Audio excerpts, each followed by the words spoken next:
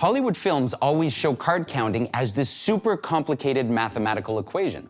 In reality, there are multiple card counting systems to choose from, and they vary in complexity and accuracy.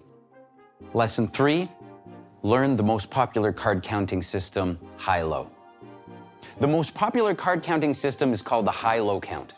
You assign a value of -1 to each card that is good for you when it comes out, and +1 for the cards that are bad for you when they are played. The cards that are good for the player are 10, Jack, Queen, King, and Ace. These cards are good for you, so you want them to stay in the deck and all come out at once. And cards that are bad for the player are 2, 3, 4, 5, 6. These cards are bad for you, so you want them to come out. There are also cards that have no effect on the player's advantage.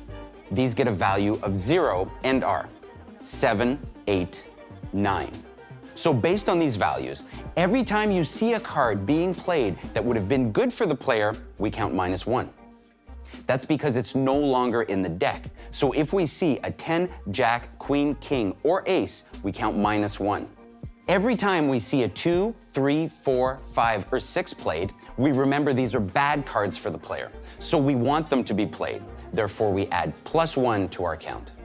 Should any 7, 8, 9 cards come out, you don't count them as they have a value of 0. A shoe that is rich in 10s and aces is a good deck for the player. This is when you will increase your bet based on the number of 10s remaining. In order to accurately assess your betting size, you need to look at the running count and then divide that number with the number of decks remaining. This will give you the true count, and you should vary your bet based on the true count. Should the true count remain at +8, it's time to raise your bet. The true count will fluctuate immensely the closer you get to the end of the shoe, given that there are less decks remaining and the closer your running count will be to the true count. There are other systems like the Omega-2 and the Wong halves, but these systems are for advanced players only. Master HiLo first, and then you can progress to these systems later.